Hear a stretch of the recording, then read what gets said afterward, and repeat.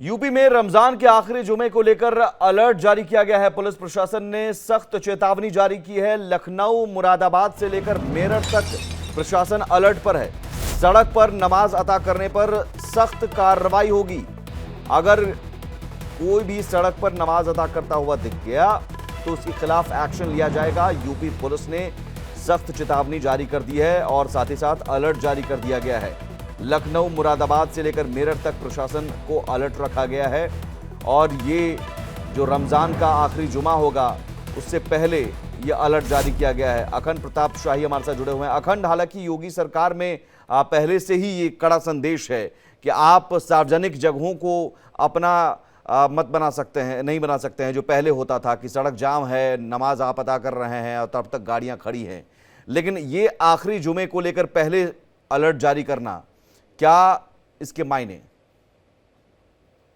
देखिए, मुख्यमंत्री योगी आदित्यनाथ ने स्पष्ट कर दिया है। पहले भी ये आदेश जारी होते रहे हैं और पहले से ही ये हर समय के लिए, चाहे कोई भी त्योहार हो, इस त्योहार के लिए ये हमेशा ये कहा जाता है कि सड़क आप ऑक्यूपाई न करें। आप सड़क की जगह जो आपके लिए निर्धारित स्थान है, चाहे ईदगाह हो, चाहे वो नमाज के लिए जो मस्जिदों में बनी हुई जगह हो, वहां पे आप नमाज अदा करें और जो निर्धारित स्थान है सिर्फ वहीं पे नमाज अदा किया जाए, ना कि आप यातायात बाधित कर दें, लोगों का आना जाना बाधित कर दें। इसके चलते तमाम मुश्किलें आती हैं, तमाम लोगों को एम्बुलेंसेस फंस जाती हैं, तमाम गाड़ियां फंस जाती हैं, लोगों का आना जाना रुक जाता है और इसके चलते काफी मुश्किलें आती हैं। तो ये लेके मुख्यमंत्री ने पहले ही अपने अधिकारियों को, सारे उत्तर प्रदेश के जितने प्रशासनिक अधिकारी थे, खुद मुख्य सचिव, डीजीपी और उनकी मौजूदगी में यह आदेश दिया था कि इस बार भी ये व्यवस्था की जाए कि जुमे को, नमाज को लेकर किसी तरीके की कोई अव्यवस्था न हो। ऐसा न हो कि सड़क ऑक्यूपाई कर लिया जाए और लोगों का आना जाना बंद हो जाए, जिसके चलते ट्रैफिक की मुश्किलें आ जाए लोगों के सामने। तो ये बहुत साफ और स्पष्ट शब्दों में उन्होंने ये बात कह दी। और पहले से भी उन्होंने आदेश दिया हुआ है कि ये जो नमाज वगैरह जो होती हैं या ऐसी चीजें जो पूजा या जो हमारे धार्मिक कार्य हैं, उनके चक्कर में जो जी सार्वजनिक स्थान है, उन सार्वजनिक स्थानों को किसी भी तरीके से बाधित नहीं किया जाना चाहिए। वहां पे पूरी तरीके से उसे कब्जे में न ले लिया जाए, इस तरीके की हरकतें ना होने पाए। और जी ये सुनिश्चित करना प्रशासन का काम है। प्रशासन इसको सुनिश्चित करे और प्रशासन अगर इस तरीके की कोई कार्रवाई करने की कोशिश करता है या इस तरीके की कोशिश करता है कि वो ऑक्यूपाई कर रहा है सड़क को और सड़क पूरी तरीके से बाधित हो रही है, तो जी ऐसी स्थितियों में सरकार जो प्रशासनिक अमला है, प्रशासनिक अमले को सख्ती दिखानी होगी ताकि इस तरीके की हरकतें दोबारा ना हो। ठीक है, तो ये बहुत स्पष्ट शुक्रिया। उनका बिल्कुल, निर्देश बहुत रहता है। शुक्रिया अखंड, तमाम जानकारी के लिए आपका। और इस बीच एक बड़ी खबर संभल से। संभल जिला प्रशासन ने पीस कमेटी की बैठक की है। सड़कों और छतों पर नमाज पढ़ने पर रोक लगी है। सिर्फ ईदगाह और मस्जिदों में नमाज पढ़ी जाएगी। शांति व्यवस्था बनाए रखने की अपील की गई है। संभल में सड़कों और घर की छतों पर ईद और अलविदा जुमा की नमाज नहीं अदा होगी।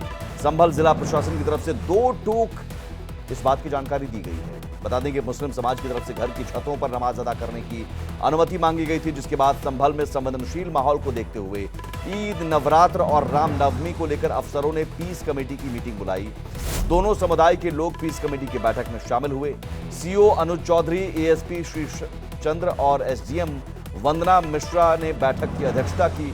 एएसपी शीश चंद्र ने कहा कि सड़कों और घरों की छतों पर अलविदा जुमा और ईद की नमाज नहीं पढ़ी जाएगी। नमाज केवल ईदगाह स्थल और मस्जिदों के अंदर ही पढ़ी जाएगी। कहीं भी अशांति का माहौल नहीं बनने दिया जाएगा। किसी को भी गलत तरीके से नमाज अदा करने की अनुमति नहीं दी जाएगी। शांति समिति की बैठक आने वाले त्योहारों को लेकर की गई है। इसमें नवरात्रि का त्यौहार है और इसके अलावा ईद है, फिर उसके बाद महानवमी का त्यौहार है। तो उसके संबंध में बैठक की गई थी और उसमें जो भी लोग उपस्थित रहे शांति समिति की बैठक में, उन लोगों ने अपने जो भी समस्याएं आ रही है त्यौहार के दौरान, जैसे कभी कभार बिजली की समस्या, कभी पानी की समस्या, इस तरह की छोटी छोटी चीज़ें जो हैं, कहीं नाली वगैरह खुली पड़ी है या कोई दिक्कत है, तो उसके संबंध में छोटी छोटी चीज़ों से अवगत करा है। उसके निस्तारण के लिए लोगों को अवगत करा दिया गया। नमाज के लिए चर्चा ये रही कि ये बता दिया गया है कि, और ये लोग सहमत भी थे कि सड़क पर नमाज नहीं पढ़ना है, जो पूर्व से ही लागू है।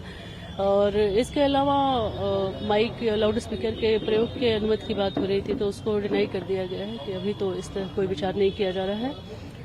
और इसके अलावा लोगों ने कहा कि छतों पर नमाज पढ़ने की जो मस्जिद के आसपास का है, तो उसमें कहा गया है कि इस तरह की अनुमति देने से पहले इसकी जांच करा ली जाएगी। अगर लगता है कि इसमें किसी भी तरह की कोई अनहोनी होने की संभावना है तो इस तरह की अनुमति हम नहीं दे पाएंगे। कोतवाली संभल परिसर में आज शांति समिति की बैठक की गई, जिसमें सभी वर्गों धर्मों के लोग उपस्थित थे। उन्हें स्पष्ट रूप से अवगत कराया गया और सुनिश्चित किया गया है कि मस्जिद एवं ईदगाह के अंदर ही नमाज अदा की जाएगी और परिसर के बाहर सड़क पे कोई भी नमाज अदा नहीं की जाएगी और सड़क पर लोग बैठकर नमाज अदा नहीं करेंगे। और साथ ही बिजली पानी की कुछ समस्याओं के बारे में भी उनके द्वारा अवगत कराया गया है, जिन्हें भी समय रहते हुए पूर्ण करा लिया जाएगा और किसी के द्वारा अन्य कोई समस्या प्रकट नहीं की गई है। यह आशा की जाती है कि सभी त्योहार शांतिपूर्ण ढंग से संपन्न किए जाएंगे। क्या लाउड स्पीकर की भी इन लोगों ने मांग की है कि कुछ लोगों ने समय के अनुसार कुछ समय के लिए लाउड स्पीकर की मांग की थी। इसके संदर्भ में उनको उचित कार्रवाई के लिए अवगत कराया गया है और साथ ही किसी भी तरह से नियमों का अनुपालन सुनिश्चित करने के लिए कहा गया है और नियम के अनुसार ही सभी पर्व मनाए जाएंगे और कहीं भी कोई अशांति नहीं रहेगी, ये सुनिश्चित किया जाएगा। और इस बीच एक बड़ी खबर, संभल के मुस्लिमों को सीओ अनुज चौधरी की एक नई सलाह मिली है। सेवई खिलानी है तो गुजिया भी खाओ, दोनों पक्ष एक दूसरे की चीजें खाएं। और यहां अनुज चौधरी ने कहा कि एक पक्ष तो खाना चाहता है और दूसरा नहीं। अनुज चौधरी से पहले भी सलाह दे चुके हैं। होली के दिन जो जुमे की नमाज अदा करनी थी, उस दौरान भी उन्होंने कहा था कि साल में 52 बार जुमे की नमाज होती है, लेकिन होली एक ही बार आती है। पक्षपात का जो आरोप लगाते हैं या जो भी लगा रहे हैं, हमारा मकसद ये है भाई हर आदमी स्वतंत्र है, वो अपने तरीके से अपने त्योहार को मनाने के लिए स्वतंत्र। हर आदमी को अपना अपना अधिकार है।